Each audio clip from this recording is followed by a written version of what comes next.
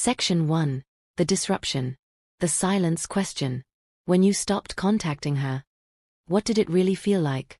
Did it feel powerful? Or did it feel like you were holding your breath, fighting the urge to send just one message? Be honest with yourself. Because silence sounds strong. It sounds strategic. It sounds like control. But most of the time, silence feels like withdrawal. It feels like staring at your phone. It feels like typing a message and deleting it. It feels like checking to see if she's online, and pretending you don't care when she is. And here's the truth most dating advice won't tell you. Silence doesn't automatically make her miss you. Silence reveals what was already there. That's the part that stings. You think you're creating attraction. You think you're triggering longing. You think you're shifting the balance of power. But what you're really doing is removing yourself from a pattern. And when a pattern breaks, the first thing that happens is not drama. It's disruption. Quiet disruption. And in that quiet, your ego starts to panic. Because now there is no reassurance. No feedback. No proof that you mattered. Just space. And space is dangerous when you don't know what you actually meant to someone. This is where the fantasy ends. And the psychological truth begins. Stage 1. The pause. The first thing that happens when you stop contacting her is not panic. It's not regret. It's not her crying into her pillow at 2 a.m. It's a pause. Just quiet. No angry text. No emotional confession. No dramatic reaction. And that quiet makes you assume the worst. She doesn't care. But silence in the beginning is not emotional. It's structural. You were part of her routine. You were the one initiating. The one checking in.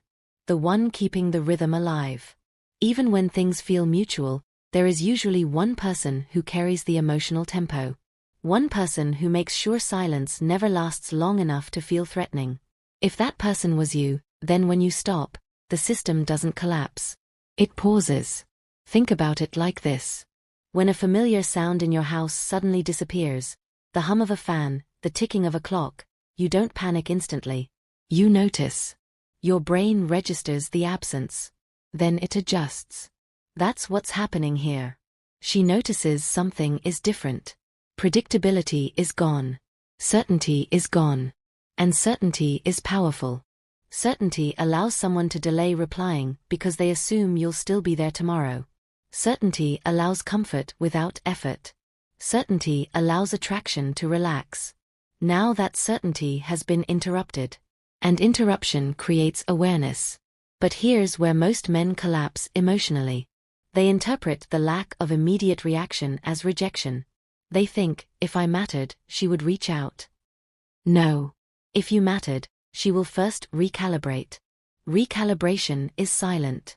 She is adjusting her expectations of you. She is trying to understand if this shift is temporary or permanent. And this is where your internal conflict grows louder.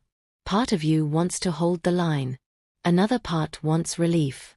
Because the pause doesn't just test her. It tests you. Can you sit in uncertainty without chasing comfort? Can you observe without reacting? Because this stage is not about winning her back. It's about observation. Were you valued for who you are?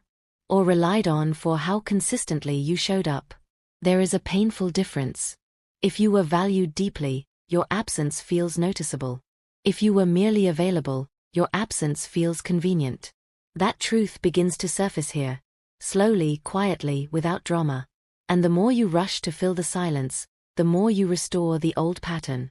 The moment you break and message her just to calm your anxiety, you tell her something without saying it. Access to you is still guaranteed.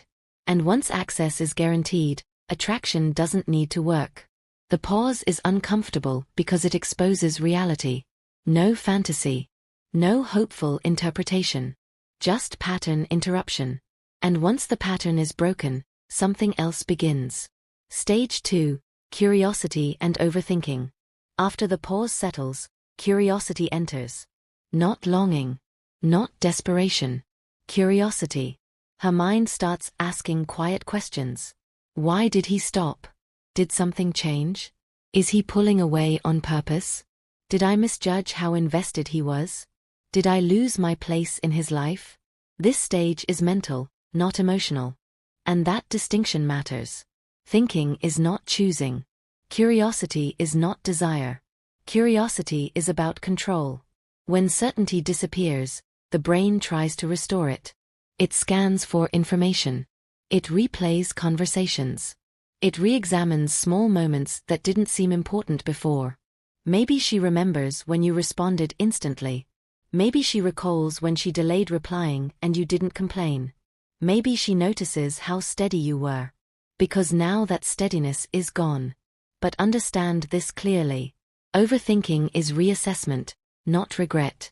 She is recalculating your position in her life now that the rules feel different. And here is where hope becomes dangerous for you. You start looking for signs. A delayed post. A vague quote. A subtle story view.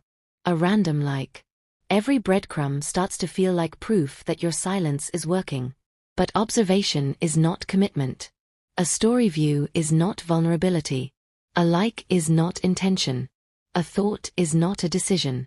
All it means is this. Your absence has been registered. Nothing more. Now the real test begins.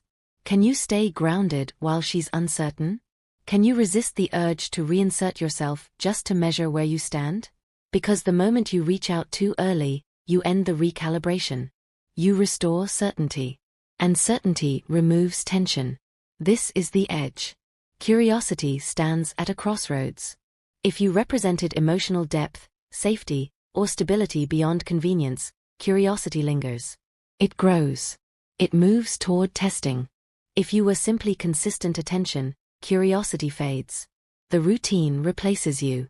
The chapter closes quietly. No drama. Just replacement. And that possibility is what makes this stage feel so heavy. Because now you're not controlling anything. You're watching the truth unfold. The silence has shifted something. The pause has done its work. Curiosity is alive. But whether that curiosity becomes pursuit or closure will depend on what happens next. And that's where everything changes. Section 2. The reveal. The silence has done its work. The pause exposed the pattern. Curiosity disrupted certainty. Now comes the part most people misunderstand. This is where ego, validation, testing, and truth collide. This is where you either gain clarity or lose yourself again. Stage 3. The social media check. Before she risks vulnerability, she will often gather information. Quietly. This is observation without vulnerability. She may check your status. View your story. Notice your activity patterns. Look for signs of emotional shift. Not because she misses you deeply, but because the brain wants data. When certainty disappears, people scan for contrast. Are you different? Are you unaffected? Are you with someone else? Are you spiraling? Here is the tension. If you look exactly the same, posting the same lonely energy, orbiting her content, reacting to everything, the disruption weakens. Orbiting kills leverage. Because orbiting says, I may be